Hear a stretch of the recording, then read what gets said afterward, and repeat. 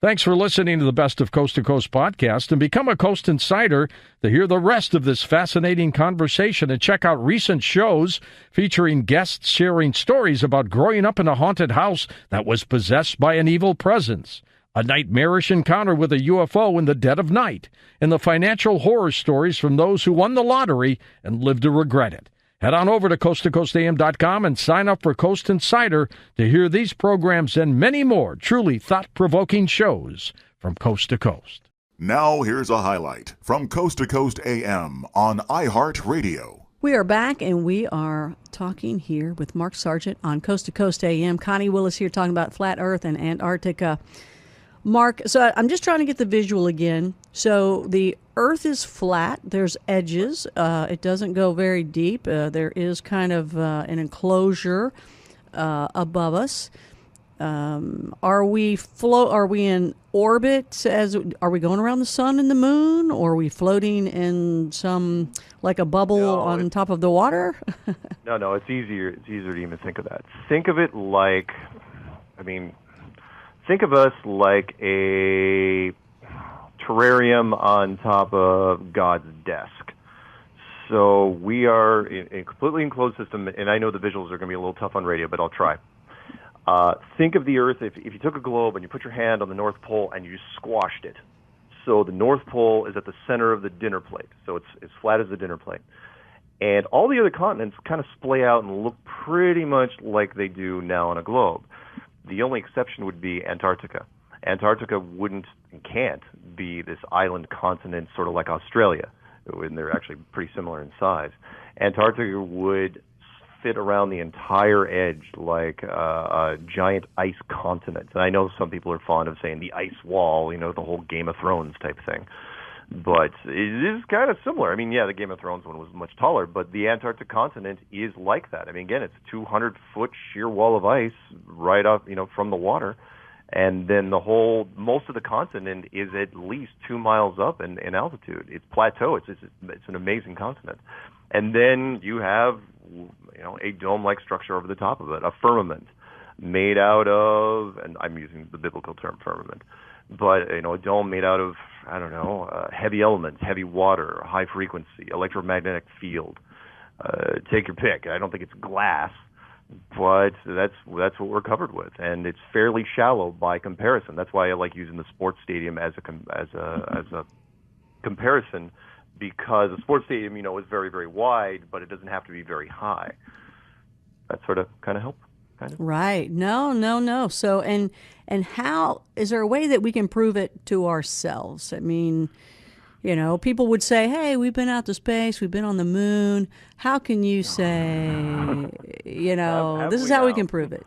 Oh yeah, I'm sorry. By the way, and the sun and the moon would be inside. So. It would be okay. Yeah, the sun and the moon would be inside. No different than a planetarium. And I know it dates me because I used to go to planetariums back in the day. The planetariums are the place most kids wouldn't know what they were. On I weekends, think they're cool. They would do things like laser Pink Floyd and laser Zeppelin, Yeah. or you'd lay on your back and they'd crank up. And these are the same display systems that would display stars on a weekday.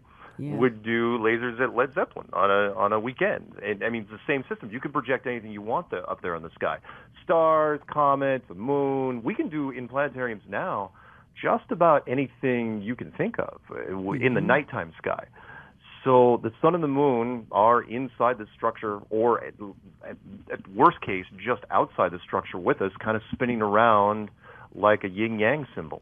Where everyone knows the yin-yang symbol, it's the sun and the moon type thing, kind of spinning around the top of us. Very, very small, very, very close. Human beings are notoriously bad at determining size and perspective. So the sun isn't 93 million miles away, and the moon isn't 237,000 miles away. They're almost the same size, and that's why the eclipse works the way they do. People know it's like, hey, the moon fits right in front of the sun, and we've always thought, what a great coincidence. It's like, yeah, it's a coincidence. The moon is 400 times more narrow than the sun, and it's exactly 400 times closer. Oh, that does work out, doesn't it? It's not a coincidence. It's all part of the same system. Well, I've seen the space shuttle go up, I don't know, maybe 10, 12 times. Where do they go? What's going on? What's happening? To use the Tom Cruise line from Mission Impossible, it's worse than you know.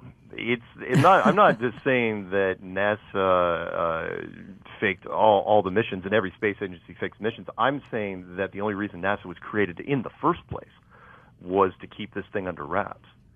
So the rockets are built, and people would say, "Oh no, it can't be." You're talking about every person that's ever worked in a NASA factory or any one of the other space agencies. They've got to be in on it. It's like no.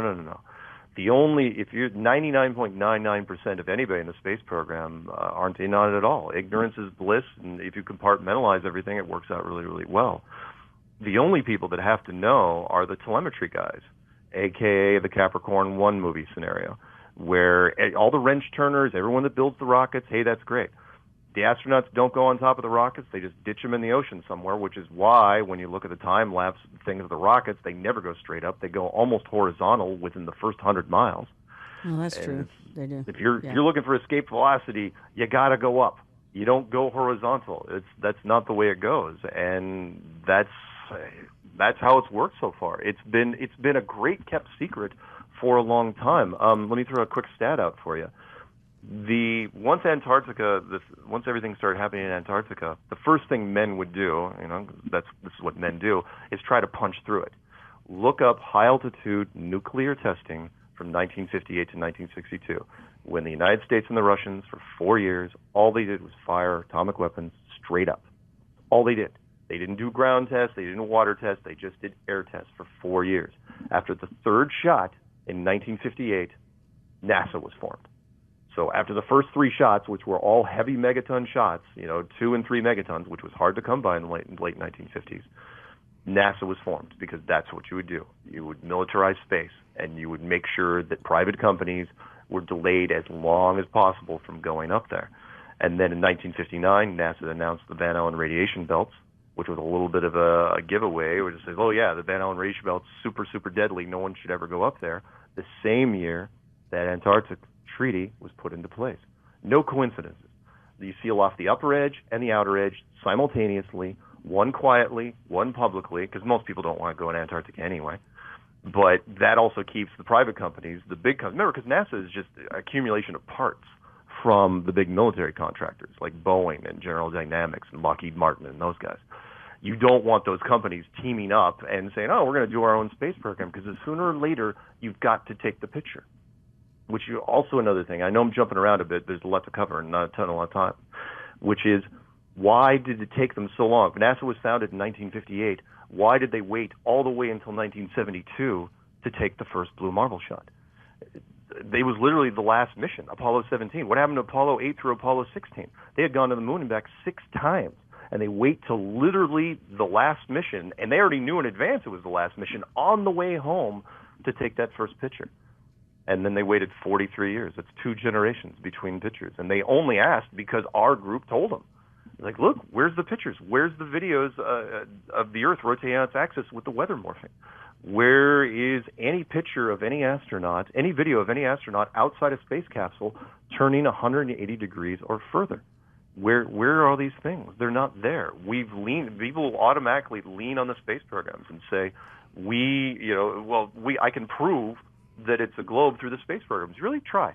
Spend some time looking through the NASA archives. We fill in the gaps with science fiction. We fill in the gaps with movies that we've done from the 50s up until now. Most notably, 2001, A Space Odyssey, Stanley Kubrick. That's how it started off, which was released a year before Apollo. It is just amazing the chain of events that has happened between then and now. It's well, it's funny. It's funny how. Oh, go ahead. No, go ahead. Well, it's funny that, when you say, hey, why don't we have these pictures where, they show everything, the 360 degrees, where a lot of people would say, oh, it's because there's UFOs looking at them from the back. And you're saying, no, it's because it's the flat Earth. It is interesting to hear that, you got a whole different take on it. I feel bad for Richard Hoagland. I know he's coming to the end of his long and storied career. And he was supposed to debate me last year, and it is one of the few things that does not dovetail into flat Earth, which is the secret space program. The two cannot exist simultaneously. And even if, and I know people would say, well, because coast to coast, secret space program, totally real. If it was real, then we'd have even more pictures, because secret space program could take pictures just as easy. But and then they just wouldn't, then they could say, oh no, Apollo took this, or Mercury took this, or Gemini took this. But there's no pictures, literally 43 years. And we knew this. It was confirmed because Obama did a speech on it. Neil deGrasse Tyson tweeted it. NASA tweeted it. Two summers ago, and they said, oh yeah, by the way, this is the second blue marble ever taken to space. It's like, what are you talking about? You guys have been sending probes out there supposedly for decades. You can't tell me that you went 43 years without taking a second picture of Earth. They've drugged their heels for as long as they could, but unfortunately, the limited technology that's been allowed to the general public has started to catch up with them.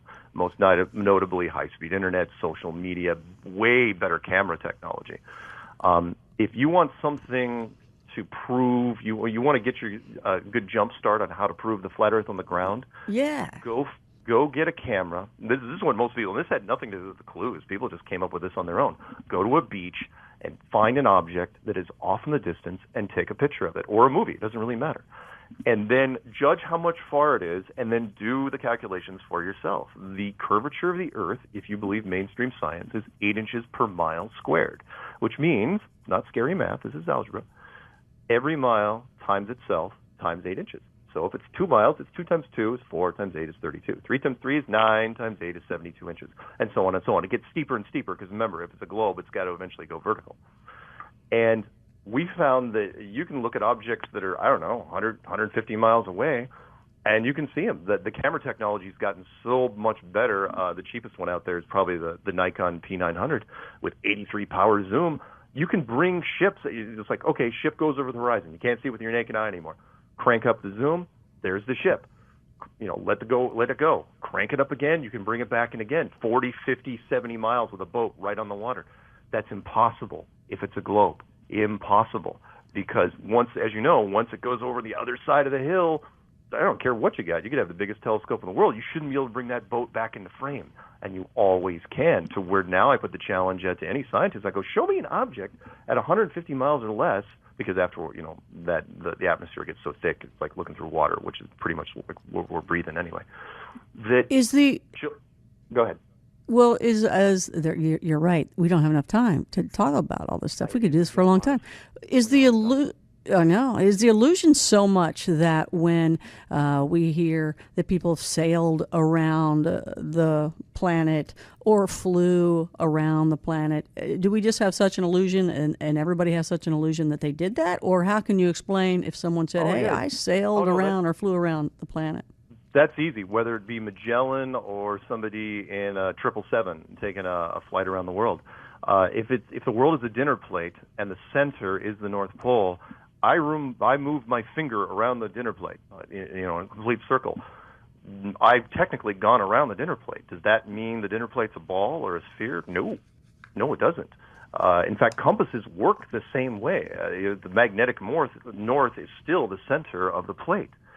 All the instruments work pretty much the same way. The only one that's in question, of course, is the GPS, which was designed by the United States military, DOD, in the mid-'90s. So, like the Matrix, the GPS system is going to tell you what it wants to tell you. And so it will turn those planes very, very slowly to the right or to the left, where you're going. But the distance is so great, no pilot would ever notice it. So we want to believe it, because it's what we've been told. Again, you see the globe in your classroom, it's told, this is your home. Children don't believe in lies. They don't. Why would they? And don't feel bad. I know people are going, it's like, no, I've never been punked. You cannot punk me. It's like, no, you were born into this. This is before you and your parents parents going back 20-something generations. Listen to more Coast to Coast AM every weeknight at 1 a.m. Eastern, and go to coasttocoastam.com for more.